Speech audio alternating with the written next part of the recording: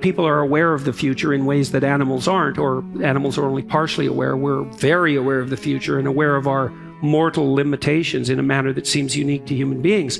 And we constantly sacrifice the present to the future. That's actually the definition of work. And that emerges very early on in the biblical narrative corpus, the idea that humans are destined to work, but that also work is the sacrifice of the present. And that's part of the fall in some sense. It's the sacrifice of the present to the future. And we regard that as the hallmark of maturity, fundamentally, right? Can you delay gratification? Well, if the answer is no, it's, well, then you're 2. Can you delay gratification? Well, then, I mean that technically, because 2-year-olds can't delay gratification, which makes it very difficult for other people to play with them, for example. If you can delay gratification, then you can work. If you can work, then you're mature. It's the definition of maturity and responsibility. And it does pervade.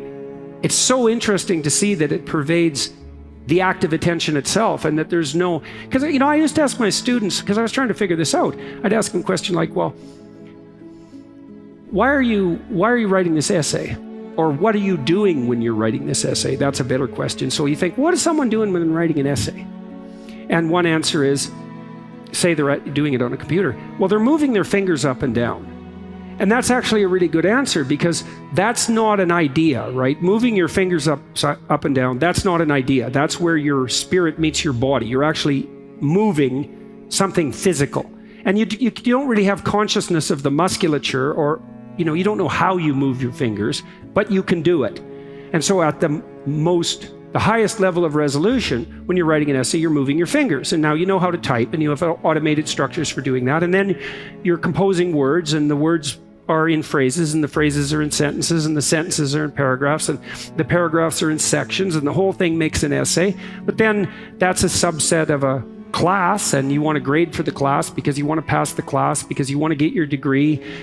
But why do you want to get your degree? It's, well, maybe you're interested in that field of study, and you think being a scholar is a good thing, and you want to have a job. And so while you're writing an essay, what are you doing? Preparing to have your career? And then are you doing that because you want to be a good citizen and a good father, perhaps a good mother?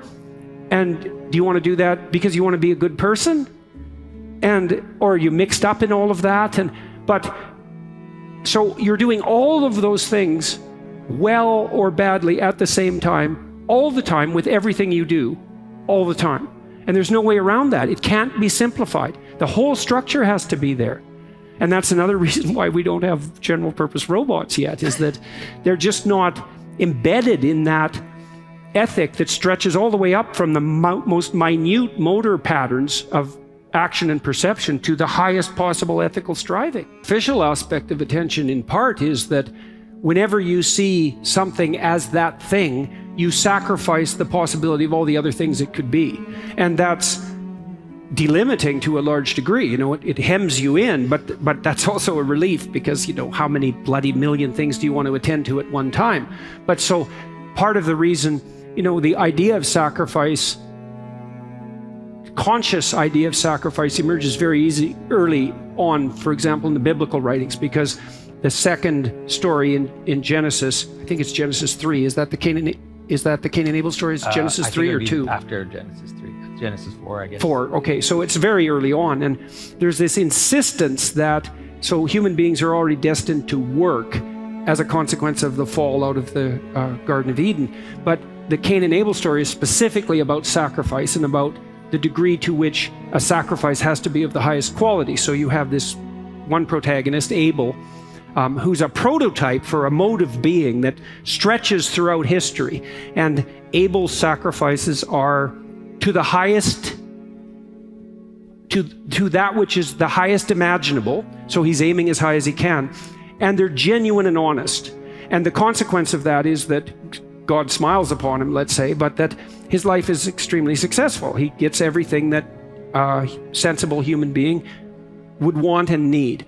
And he's contrasted with Cain, who's bitter and arrogant and makes second-rate sacrifices. And you want to think about that personally. It's like, well, did you give it your best shot when you failed? And if the answer is no, it's like, well, who are you trying to fool exactly? You're trying to fool yourself? Well, good luck with that. You're trying to fool other people? It's like, well, who made you so smart and them so dumb? And is that how you think about other people? You can just pull the wool over their eyes? And then is it more than that? Do you think you can bend the structure of reality? And so you're going to make these half-witted sacrifices, and that's going to please God too? And that's what you believe? And, Cain is very annoyed that his sacrifices aren't being rewarded, and he goes and talks to God and basically calls him out and says something like, kind of stupid cosmos did you make here? Here I am breaking myself in half, and all the good things are going to Abel. It's like, what's up with you? Which is really quite the thing to do, And if you don't think people do that, you don't know much about them. And God basically tells them, well, people do that all the time, which is why it's an archetypal story. And God basically tells Cain that he doesn't make good sacrifices. He knows that perfectly well, that he was tempted by bitterness and arrogance and deceit to enter into a consensual sexual relationship with the spirit of vengeful sin itself, which is a hell of an accusation. Think of a basketball player. I like to always bring it to something that at first not religious at all for people to see what we're talking about. The basketball player has to sacrifice a million things that all his friends are doing that are fun or that he could be doing. He has to take away all the idiosyncrasies and focus on one thing. Mm-hmm. And then that's when the Abel sacrifice comes in. He has to give his best. Mm-hmm. If he doesn't give his best, then he won't make it. There's no way. And so the sacrificial pattern enters into pretty much any type of excellence or excellent behavior. One of the things human beings did, because we were preyed upon and became predators, one of the things we did was imitate the predator, and so we were in awe of a predatory animal, like we still might be if you meet a grizzly bear in the woods. You might freeze, and you're certainly going to attend to it.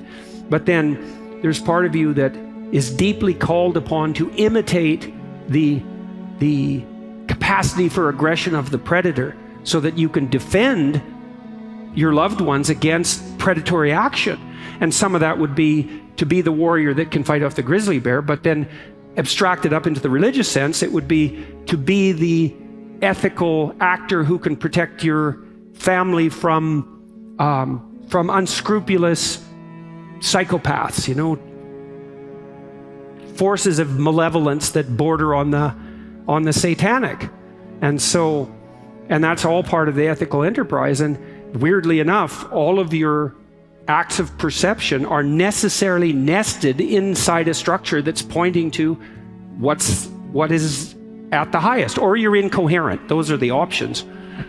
Well, that's a strange thing, right? Because you can say, well, maybe your hierarchy of value isn't unified and there's nothing at the top. It's like, okay, it's not unified. Well, then you're confused. And if you're with someone and your hierarchies of value aren't unified, then you are in conflict. Or you're aimless, or you're hopeless, or you're anxious, or you're lost. That's the phenomenological consequence of lacking this united pyramidal ethic. So you can't get away from the necessity of this unless you want to live, aimless, nihilistic, confused, hopeless, all of that.